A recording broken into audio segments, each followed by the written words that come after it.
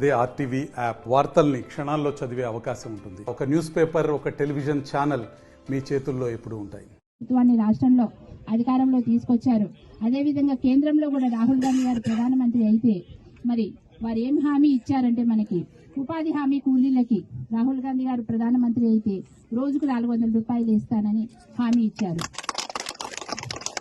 అదేవిధంగా ప్రతి మహిళకు కూడా మరి కుటుంబానికి 1,00,000 రూపాయలు చొప్పున ప్రతి సంవత్సరం ఇస్తానని ఆయన హామీ ఇచ్చారు. అంటే ప్రతి మహిళ కూడా లక్షాధికారి అవుతుంది. ఒకరి మీద ఆధారపడకుండా వాళ్ళు ఎంతో మంచి జీవితం గడపడానికి అవకాశం ఉంటుంది. ఇవన్నీ జరగాలంటే మీరు కాంగ్రెస్ ప్రభుత్వం మీద ఎలా నమ్మకం ఉంచారో ఇక ముందు వచ్చే ఎన్నికల్లో కూడా మీరు అలానే అందరూ ఆశీర్వదించి కనుక మనం ఎంపీని గెలిపించుకుంటే మన అట్లనే ప్రతి చోట ఎంపీ గెలిస్తే మరి రాహుల్ గాంధీ గారు ప్రధానమంత్రి అవుతారు. ఇవన్నీ కూడా అమల్లోకి వస్తాయి. అంతేకాకుండా మరి కాంగ్రెస్ ప్రభుత్వం తెలుసు మీకు, ఎన్నికల మేనిఫెస్టోలో ఏవైతే గ్యారెంటీలు ఇచ్చారో చెప్పండి అమ్మా. మనకే ఎక్కువ ఇచ్చారు, లేడీస్ కే చెప్పండి. బస్సు ఫ్రీ ఇచ్చారు, కరెంటు ఫ్రీ ఇచ్చారు, గ్యాస్ 500కి ఇచ్చారు. గృహలక్ష్మి అంటే అది కాకుండా ఇప్పుడు ఇందిరమ్మ ఇల్లు పథకం కింద అది కూడా శాంక్షన్ అయింది. ఎన్నికల కోడ్ వల్ల తాత్కాలికంగా ఇప్పుడు మనం అమలు చేయలేక ఆపాము. వస్తాయి మా అదే చెప్పు ఆగండి. అందుకే ఇందిరమ్మ ఇల్లు పథకం ప్రవేశపెట్టారు. ఖచ్చితంగా ఇందిరమ్మ కమిటీలు ఏర్పాటు చేసి వాటి ద్వారా అర్హులైన వాళ్ళందరికీ కూడా ఇల్లు వస్తాయి. అది ఇన్ని చేసినవి అది కూడా చేస్తారు కదా. అలాగే మనందరికీ తెలుసు ఆరోగ్యశ్రీ పథకం ఎప్పుడు ప్రవేశపెట్టారో తెలుసా? 2007లో రాజశేఖర రెడ్డి గారు ప్రవేశపెట్టారు. అలాగే 108 ప్రవేశపెట్టారు, 104 ప్రవేశపెట్టారు రాజశేఖర రెడ్డి గారి. మరి దాని ద్వారా అది నిరంతరంగా ఇప్పటిదాకా సాగుతూనే ఉంది.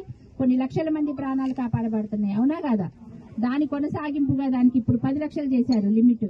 అంటే దానివల్ల మన చేతి నుంచి ఏమి డబ్బులు ఖర్చు అవ్వకుండా అందరికీ కూడా ఫ్రీ వైద్యం అందడానికి, కార్పొరేట్ హాస్పిటల్ వైద్యం అందడానికి మరి మన రేవంత్ రెడ్డి గారు, సోనియా గాంధీ గారు ఎంతో ఆలోచించి ఈ పథకం అమలు చేశారు. మరి వారు అందరికీ మనం ఒకసారి కృతజ్ఞతలు తెలియజేసుకోవాలి. ఒకసారి చప్పట్లతో అయినా కూడా రేవంత్ రెడ్డి గారు కానీ, బట్టి విక్రమార్క గారు కానీ ఎటువంటి వెనుదీయకుండా అన్నమాట వ్యయ ప్రయాసాలకు ఓడ్చి అయినా సరే మరి పెట్టుబడులు తీసుకొస్తున్నారు విదేశాలకు వెళ్ళి. మరి మనందరికీ కూడా ఎక్కడ పథకం కుంటూ మరి కాంగ్రెస్ పార్టీని గెలిపించుకోవాలి. కనుక మీరందరూ మరి ఒక్కసారి గుర్తుంచుకోండి, రాబోయే ఎన్నికల్లో ఎంపీ గాని మరి ఎంపీటీసీలు ఉంటారు, జెడ్పీటీసీలు ఉంటాయి, ఎలక్షన్స్, పంచాయతీ ఎలక్షన్స్ ఉంటాయి, సర్పంచ్ కానీ వార్డ్ మెంబర్స్ కానీ వీళ్ళందరూ కూడా మన వాళ్ళైతే, కాంగ్రెస్ పార్టీ వాళ్ళైతే నేను ఏది శాంక్షన్ చేయాలన్నా కూడా ఏమీ అడ్డంకి లేకుండా నేను మీ అందరికీ శాంక్షన్ చేయొచ్చు మీరు అడిగినవన్నీ కూడా. కనుక మీరందరూ కూడా ఎంత గమనించుకొని కాంగ్రెస్ పార్టీకి మీరు మద్దతు ఇవ్వాలని మీ అందరినీ మనస్ఫూర్తిగా కోరుకుంటూ మరి ముగిస్తున్నాను. మీకు మరిన్ని వీడియోస్ కోసం ఛానల్ ని సబ్స్క్రైబ్ చేయండి. లేటెస్ట్ అప్డేట్స్ కోసం వాట్సాప్ ఛానల్ ని ఫాలో చేయండి. అండ్ లింక్ డిస్క్రిప్షన్ లో ఉంది.